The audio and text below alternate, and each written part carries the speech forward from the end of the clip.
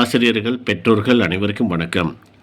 5ஆம் வகுப்பு தமிழ் பாடம் முதல் பருவம் 3ஆம் பாடத்தில் இறுதியில் கொடுக்கப்பட்டுள்ள மாதத் தேர்வு. இந்த பகுதியில் உள்ள வினாக்கள் மற்றும் அவைகளுக்கான பதில் என்ன என்பதை இந்த வீடியோவில் பார்க்கலாம். முதல் கேள்வி பாருங்கள். தேர்ந்தெடுத்து நிரப்புக. களை என்பதன் பொருள் கரும்பு. நம் முன்னோர்கள் ஒரு சொல்லை சொல்லியவாறே நாமும் சொல்வது மரபு. ஆடை நெய்தார் என்பது வினை மரபு. பொறுத்துக்க கொடுத்துருக்காங்க பாருங்கள். இளநீர் இதுக்கு தென்னை, சாறு கரும்பு, பாகு வெல்லம். அடிக்கோடிட்ட சொல்லிற்கான எதிர்ச்சொல்லை தேர்ந்தெடுத்து எழுதுக. ஃபஸ்ட்டு பாருங்கள். ஒரு மனிதரிடம் ஒரே கேள்வி. இந்த கேள்வி அப்படின்ட்டு அதுக்கு அடிக்கோடு போட்டிருக்காங்க. கேள்விக்கு பொருத்தமான எதிர்ச்சொல் பதில். ஈனாருக்கு பாருங்கள் கட்டம் போட்டிருக்கோம். இதுதான் சரியான பதில். அடுத்து செழியன் வீட்டில் பின்னால் அதுக்கு கோடு போட்டிருக்காங்க. அதுக்கு பொருத்தமான எதிர்ச்சொல் முன்னாள். ஆவணா இருக்குது பாருங்கள், இதான் பொருத்தமானது. அடுத்தது சிறிய, அதுக்கு அடிக்கோடு போட்டிருக்காங்க. பெரிய, இதான் இயனா இருக்குது பாருங்கள், இதுதான் சரியான பதில். தவறான இணையை தேர்ந்தெடுத்து எழுதுக அப்படின்னு கேட்டிருக்காங்க. 3 ஆப்ஷன் கொடுத்துருக்காங்க. கடைசியாக பாருங்கள் கோடு போட்டிருக்காங்க. நம்ம ஃபஸ்ட்டுக்கு பாருங்கள் எலி பண்ணை, இதுதான் பொருத்தமானது. தவறான ஆப்ஷன். அதுக்கு வட்டம் போட்டுட்டு அதை எடுத்து கோட்டை எழுதி காட்டியிருக்கிறோம். 2ஆவதுக்கு செகண்ட் ஆப்ஷன் சுவர் கட்டினான். 3ஆவதுக்கு மான் குருளை, அதை வட்டம் போட்டுட்டு அந்த கோட்டில் எடுத்து எழுதி காட்ட சொல்லுங்கள். பொருத்தமான இடத்தில் நிறுத்தற் குறியிட்டு எழுதுக. 2 வாக்கியங்கள் கொடுத்துருக்காங்க பாருங்கள். அவைகளை கீழே உள்ள கோட்டில் நிறுத்தற் குறிகள் வைத்து எழுத சொல்லுங்கள். நாம் எல்லாமே எழுதி காட்டியிருக்கிறோம். இதை பார்த்துக்க சொல்லுங்கள். அடுத்த மாத தேர்வு. உரிய மரபு சொற்களை எடுத்து எழுதுக. காட்டில் சிங்கம் டேஸ். 2 ஆப்ஷன் கொடுத்துருக்காங்க பாருங்கள்.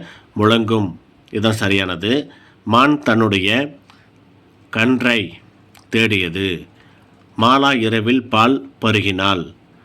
இரவில் ஆந்தை அலறியது.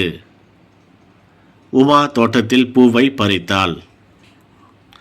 சரியா தவறா என எழுதுக. தமிழை என் உயிருக்கு இணையானது என்பேன் என்கிறார் பாரதிதாசன். சரி. களை என்பது வேண்டாத செடியாகும். தவறு. காலியான உண்டியலில் தன்மதி 200 நாணயங்களை போட்டாள். தவறு. பாம்பும் தனது புற்றிலிருந்து வெளியே வந்து சீறியது. குதிரை கனைத்தது. தவறு. கண்ணன் மாத்திரை தின்றான். தவறு. மரபு சொற்களை தொடரில் அமைத்து எழுதுக. தின்றாள் அப்படின்னு கொடுத்துருக்காங்க. இதை வாக்கியத்தில் அமைக்கும்போது அன்பு முறுக்கு தின்றாள் அப்படின்ட்டு எழுதலாம். பருகினான், கோபி பால் பருகினான். முடைந்தார், சண்முகம் கூடை முடைந்தார். குடித்தான், முருகன் தண்ணீர் குடித்தான். அலப்பியது, குரங்கு சத்தமாக அலப்பியது. மாதத் தேர்வு அடுத்தது பாருங்கள். அடிக்கோடிட்ட சொற்களின் பொருளை எழுதுக. பனிமலர், பொழியும், நல்கிய, இதுக்கெல்லாம் அடிக்கோடு போட்டிருக்காங்க. அவைகளோட பொருள் என்ன அப்படிங்கிறத எழுத சொல்லியிருக்காங்க. நம்ம கீழவே நம்ம எழுதி காட்டியிருக்கிறோம் பாருங்கள். பனிமலர் அப்படின்னாக்கா மென்மையான பூ. பொழியும் பெய்யும், நல்கிய வழங்கிய. பொருத்தமான சொற்களை எடுத்து எழுதுக. காட்டில் அணில்கள் ஓடிப்பிடித்து விளையாடின. குயிலின் ஓசை செழியனின் செவிக்கு இனிமையாக இருந்தது. கீழே பாருங்கள். அகரிணை சொற்கள் அப்படின்னு சொல்லி கேட்டிருக்காங்க. காடு, அணில்கள், குயில், இது எல்லாமே அகரிணை சொற்கள். உயர்திணை சொல் செழியன். அடுத்த பக்கம் விடுப்பு விண்ணப்பம் கொடுத்துருக்காங்க. அனுப்புனர் அப்படின்னு கொடுத்துருக்காங்க. 5ஆம் வகுப்பு மாணவர் பெயர் இங்கே கொடுத்துக்கலாம். மேலே படிக்கின்ற பள்ளி பெயரை கொடுத்துக்கலாம். ஊர் பெயர் போட்டுக்கலாம். வகுப்பு ஆசிரியர் அவர்கள் 5ஆம் வகுப்பு படிக்கின்ற பள்ளி பெயர் கொடுத்துக்கலாம். அடுத்து பாருங்கள். விடுப்பு வேண்டி விண்ணப்பித்தல் சார்ந்து மதிப்பிற்குரிய அம்மா வணக்கம். எனக்கு உடல்நிலை சரியில்லாத காரணத்தால் என்னால் பள்ளிக்கு வர இயலவில்லை. எனவே 2 நாட்கள் தேதி கொடுத்துருக்கோம், 15, 16 அப்படின்ட்டு வரை விடுப்பு வழங்குமாறு பணிவுடன் கேட்டுக்கொள்கிறேன். இடம், உங்கள் பள்ளி இருக்கக்கூடிய இடம் ஊர் பேர் போட்டுக்கலாம். நாள் என்றைக்கு நீங்கள் வேணாலும் மாற்றி போட்டுக்கலாம். இப்படிக்கு தங்கள் உண்மையுள்ள அந்த இடத்துல உங்கள் குழந்தைகளுடைய பெயரை எழுத சொல்லுங்கள். அடுத்த மாத தேர்வு பாருங்கள். கீழே அறிவிப்பை படித்து வினாக்களுக்கு விடையளிக்க அப்படின்ட்டு ஒரு அறிவிப்பு கொடுத்துருக்காங்க. இந்த அறிவிப்பை குழந்தைகளை படித்து பார்க்க சொல்லுங்கள். அடுத்த பக்கத்தில் கேள்விகள் இருக்குது. அறிவிப்பை வெளியிட்ட துறை எது? உணவு பாதுகாப்புத்துறை. அறிவிப்பு யாருக்கானது? உணவு தொழில் வணிகர்கள். அகிலா தன் அப்பாவிடம் சிற்றுண்டி கடைக்கு உரிமம் பெறுவதற்கு எவ்வளவு நாள் தேவைப்படும் என்று கூறினாள். 2 மாதம். நிரப்புக.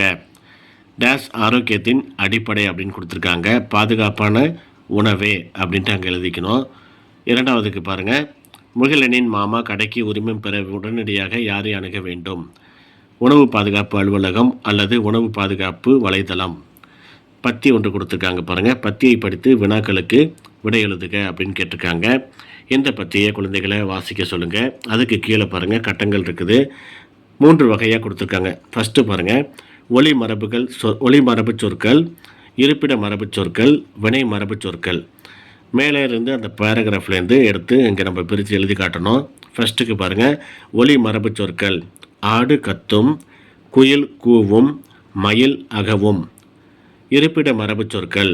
மாட்டுத் தொழுவம், கோழி பண்ணை, ஆட்டுப்பட்டி, தென்னந்தோப்பு. வினை மரபு சொற்கள். கூடை முடைதல், இளநீர் குடித்தல், சோறு உண்டோம், பூக்களை பறித்தல். இதே போல் அந்த பத்தியிலிருந்து மரபு சொற்களை பிரித்து எழுதி காட்ட சொல்லுங்கள். அடுத்த பக்கம் ஐ செய்யலாமே அப்படின்னு கொடுத்துருக்காங்க. பழங்களோடு நான் வெண்சிக்கி பழக்கலவை செய்ய ஆசை வந்துவிட்டது. அவள் என்னென்ன பழங்களை வாங்குவாள் வரைந்து காட்டுங்கள் அப்படின்ட்டு கொடுத்துருக்காங்க. பக்கத்துலேயே நம்ம வரைஞ்சி காட்டியிருக்கோம் பாருங்கள். ஆப்பிள், ஆரஞ்சு, வாழைப்பழம், திராட்சை. இதே போல் படங்களை இங்கே வரைய சொல்லுங்கள். அடுத்து கீழே பாருங்கள். பழக்கலவை செய்ய தேவையான பொருட்களை பட்டியலிடுக.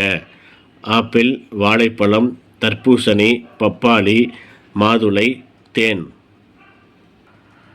வெண்சிக்கு பழக்கலவை செய்ய உதவுங்கள். முதலில் பழங்களை கழுவ வேண்டும் அப்படின்ட்டு அவங்களே எழுதிட்டாங்க. அடுத்து என்ன செய்யணும்னு போட்டிருக்கோம் பாருங்கள். சிறிய சிறிய துண்டுகளாக நறுக்க வேண்டும். அனைத்து பழங்களையும் நன்கு கிளற வேண்டும். பின் தேன், எலுமிச்சை சாறு கலந்து நன்கு கிளறினால் பழக்கலவை தயார். அடுத்து வெண்சி செய்த பழக்கலவையை பற்றி தோழிக்கு கூற வேண்டுமாம். அதை அலைபேசியில் குறுஞ்செய்தியாக அனுப்ப உதவுங்களேன். நம்ம ஒரு சின்ன மெசேஜ் மாதிரி இங்கே கொடுத்துருக்கோம் பாருங்கள். சுவையான சத்தான இனிப்பான பழக்கலவை உண்ணலாம் வா. இதே போல் கொடுக்கலாம்.